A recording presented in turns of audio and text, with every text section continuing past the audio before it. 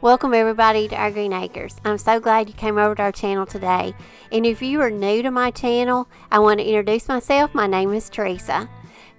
Alright y'all, today's projects we're going to transform some real trash to treasure. We're going to take some paint cans, we're going to turn them into some really pretty decor, and I'm going to show y'all how to make a really cute shabby chic Victorian hang tag. And I'm also going to take a bird that I purchased at a yard sale, and I'm going to give him a whole different transformation. So I hope y'all get lots of inspiration.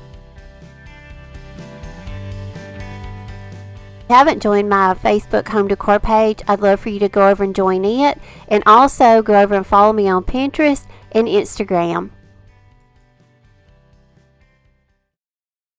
Okay, I'm going to show y'all how I flip a little ceramic bird. Now, me and one of my good friends, we went to a community yard sale a couple of Saturdays ago, and we had a blast. But I purchased this bird, and he's a large bird, and I got him for $2. Now, if you would have bought this in a store, there is no telling how much he would have cost. Probably up in, $20, $25. So I'm going to take him. He's a little bit too dark for my decor.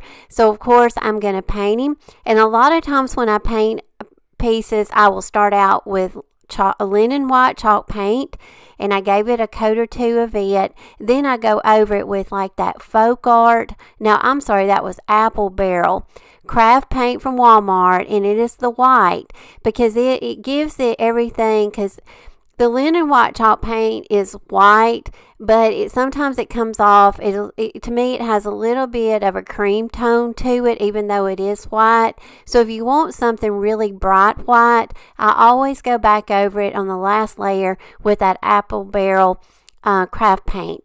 Now, these are some little string lights I found at Dollar General for $5. I thought they were gorgeous. They had them in cream and pink, and I picked up a pack of each. So I'm just going to show you now how I decorated my bird, and how he looks now that he's had a little color makeover, and just show you some ways that I embellished him.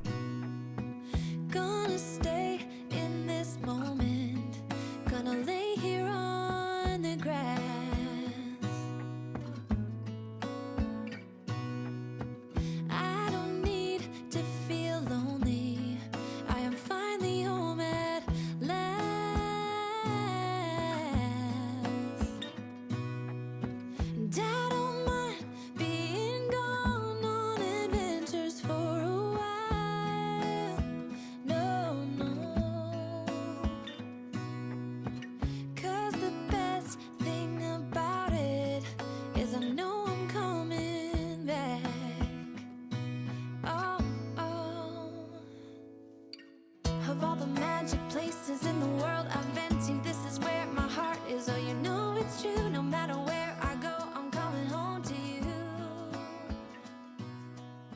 Been walking down.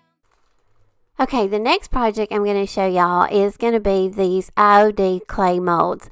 Now, my friend Jackie over at Ruth and Ruby sent these to me, and I'm going to link her shop down below, and also she's offering my viewers a 10% off discount code, so it'll be in my description box. But the package of these molds is called Fleur De Lis, and I know a lot of people, may not be into the more ornate designs, but there is so many clay mold designs to choose from. So if you don't like this one, there's a lot more out there. It's very hard to make a selection. So, y'all saw in my last video, I used a little rabbit, and I made a project with the rabbit. And I'll link that video down below. But now I'm using these little ornate designs. And again, you just want to take your mold, and before you put your clay in, you want to brush it with a little bit of cornstarch. And then you just want to work your mold in your hand a little bit, get it a little bit warm so it'll work well. And then you just press it down into your mold. And you want to press it down really good, because you want the back of your design to be as flat as possible. That way, when you lay it on your piece, it will lay flat. And I watched another video, because this is just my second time of using these, and they use like a little putty knife, so you can scrape a little putty knife across it too, and that gives you more of a smooth finish. And I'm going to try that in the next time. So now I've made these little designs, and I need something to put them on. So y'all, I'm really doing trash to treasure. This is a leftover chalk paint can. Never throw your cans away. Save them. This is a 1-gallon paint can that we used when we painted our house, the interior.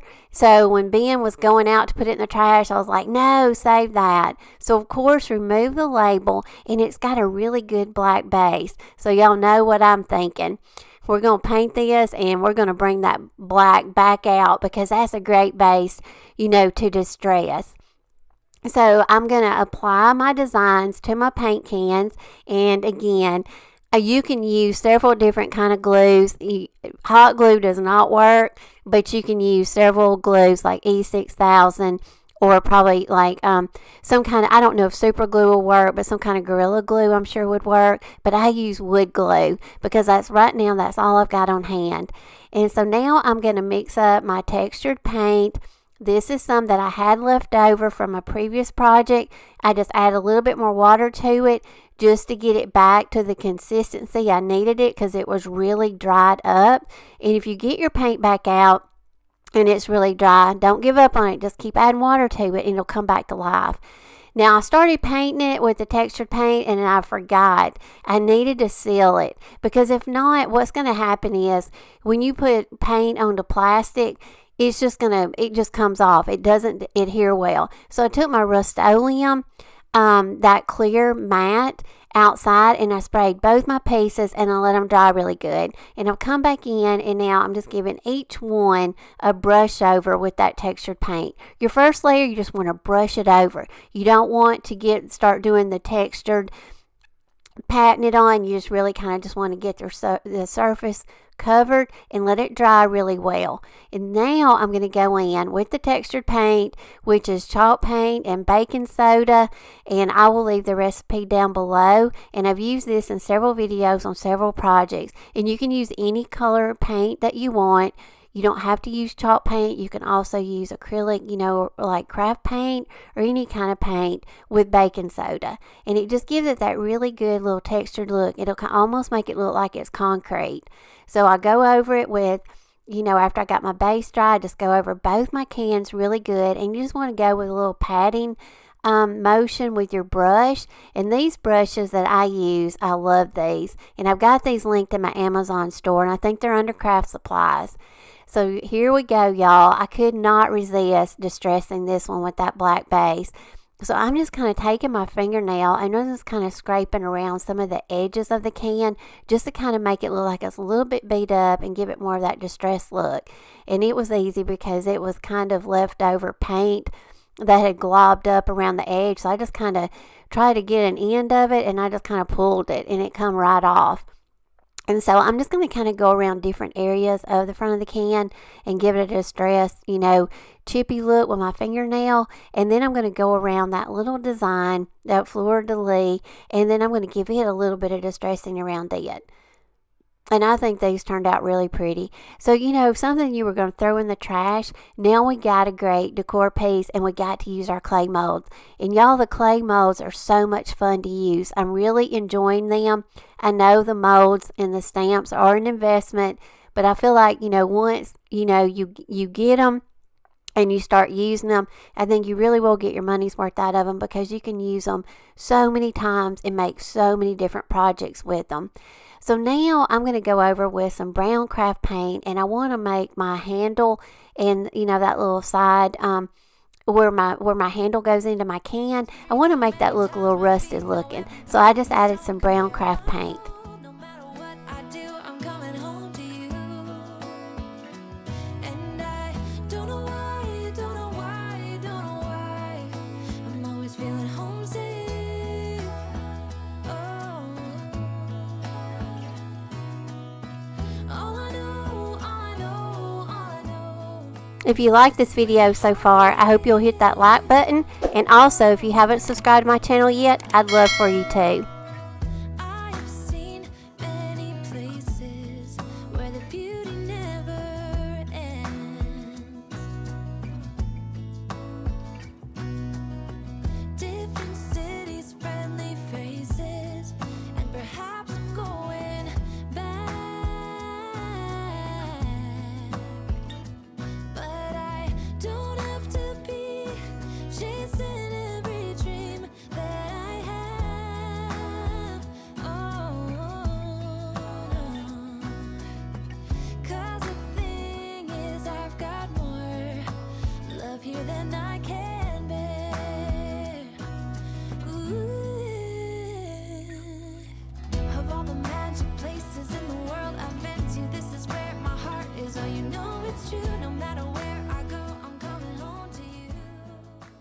Alright, y'all, now let's make a Shabby Chic Victorian lady tag.